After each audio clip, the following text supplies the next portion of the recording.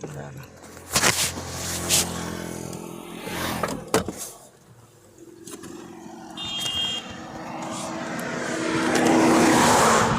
Bonjour, je vais ce matin faire mon témoignage. Je suis de la Côte d'Ivoire. J'ai connu Kangouka par le biais d'une amie qui m'a passé Kangouka. Depuis 2 ans, j'étais tout le temps malade, tout le temps malade. Je ne savais pas de quoi je souffrais, je ne savais pas qu'est-ce que j'avais. Et elle m'a envoyé Kangouka pour me dire, ma copine, il faut essayer Kangouka voir. J'avais maigri. Je vais faire les examens, le bilan, tout. Le dernier bilan que j'ai fait, c'était mon cœur qui était enflé. J'étais enflé jusqu'à et ça faisait rentrer le pus dans mon foie. Et donc j'étais enflé complètement. Mon ventre était ballonné comme ça. Donc je suis allée voir un cardiologue qui m'a donné un traitement. Malgré que je prenais le traitement, je ne pouvais pas marcher, je ne pouvais rien faire. Ça à peine même parfois que je mange. Donc quand elle m'a donné Kangouka, je n'ai même pas hésité. Elle dit c'est une prière, il faut prendre la prière là. J'ai dit d'accord, je n'ai pas hésité. Je n'ai pas hésité. Et ce que je peux dire comme vérité, j'allais à l'église avec mon mari. Mon mari était tellement chrétien, il faisait tout avec Dieu. Et ce qui m'a déçu, quand mon mari était décédé, j'ai dit, mais Dieu n'a pas pu nous aider. Parce qu'il faut que je le dise aussi pour qu'on puisse me pardonner, Dieu puisse me pardonner. Donc j'ai dit, de toute façon on a suivi Dieu, mon mari et moi, et Dieu ne nous a pas pardonné. Mais je n'ai pas réfléchi qu'au dernier moment, quand ça n'allait pas, on allait chercher des médicaments indigénables pour les soigner. Donc c'est quand je suis rentrée dans Kangouka que le père Christ de Koumana nous parlait. Souvent aussi, n'accusez pas Dieu. Mais vous-même, rétrogradez-vous, regardez vous-même en vous-même avant d'accuser Dieu. Dieu souvent, il ne fait rien au hasard. Et quand il a parlé, la parole là m'a touchée. Je me suis dit, il faut que j'écoute véritablement et puis je donne ma vie au Seigneur. C'est comme ça que j'ai dit dans mon cœur et je continue à écouter Kangouka. J'ai écouté Kangouka pendant 1 semaine. La 2e semaine, ce que je peux dire aussi, je suis une femme, bon, comme on le dit en Afrique ici, j'ai été excisée. Donc quand j'ai des rapports avec un homme, je ne sens pas, j'étais frigide.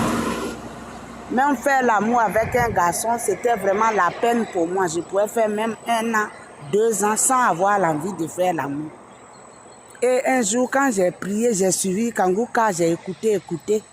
Dès que j'ai commencé à prier, j'ai commencé à dire, Seigneur, tant, j'ai commencé à parler net, non. C'est comme si, excusez-moi du mot, c'est comme si quelqu'un tirait mon clitoris en moi.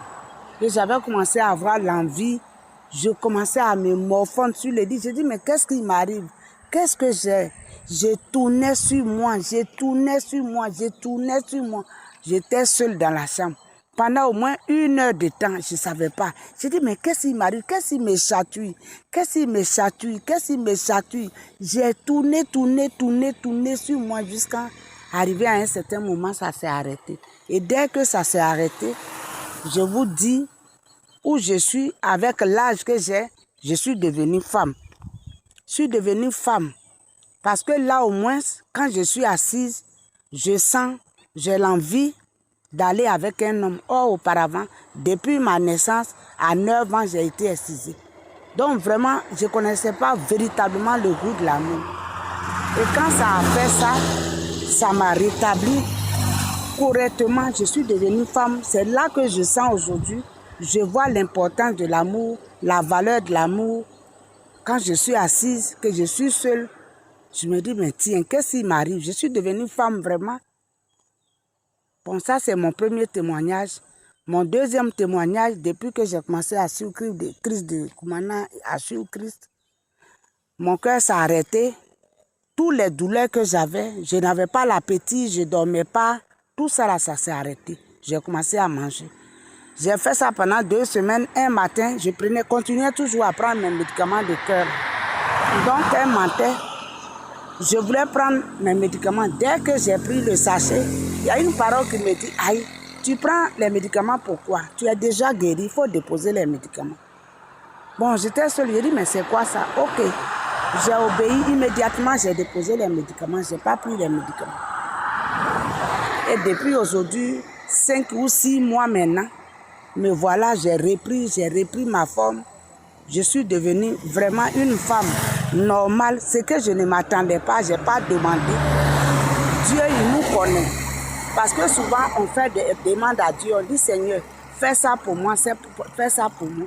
Dieu qui t'a vu naître, qui a vu depuis que tu as été conçu dans le ventre de ta maman, qui te connaît, il sait ce que tu as.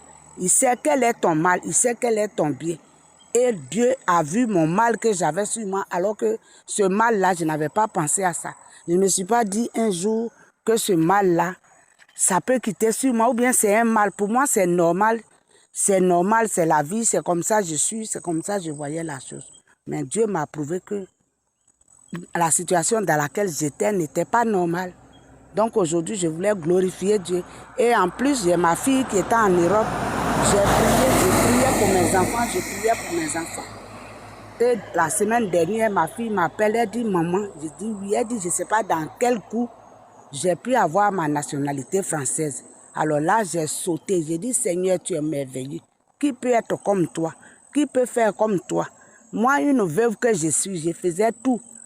Ma fille n'a pas pu même avoir son doctorat. Par manque de moyens, elle a commencé à aller à l'école, à travailler. Elle a arrêté les cours parce qu'on n'avait pas de moyens.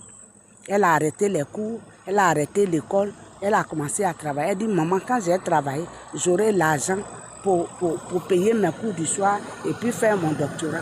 Pour le moment, je préfère arrêter pour ne pas que tu souffres trop. Donc aujourd'hui, la semaine dernière, ma fille m'appelle pour dire que vraiment, elle est devenue française. Donc tout ça là, je remercie le Seigneur pour ce qu'il a fait pour moi et il continue de faire encore pour moi. Je ne vais pas être long, je dis merci à Chris de Koumana et sa famille. Je dis vraiment merci. Mettons notre foi en Dieu. Parce que j'étais un peu déçue après la mort de mon mari. Mais j'ai compris que Dieu, il est ce qu'il est. Il sait pourquoi il a fait. C'est peut-être que le temps de mon mari est arrivé d'aller auprès de son père.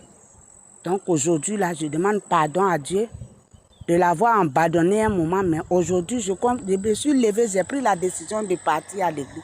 Chaque dimanche, je suis à l'église. À partir de l'écoute de Christ de Koumana, j'ai commencé à aller à l'église. Donc vraiment, je veux bénir le nom du Seigneur. Lui dire merci pour ce qu'il a fait pour moi. Merci encore, Seigneur. Merci que ton nom soit béni. Je vais à l'église, j'écoute maintenant. J'ai ma Bible à côté, je vais à l'église. Seigneur, donne-moi, fortifie-moi de toujours te prier. Donne-moi le courage de mettre ma foi véritablement à toi. Parce que ce que tu as fait pour moi, je ne m'attendais pas.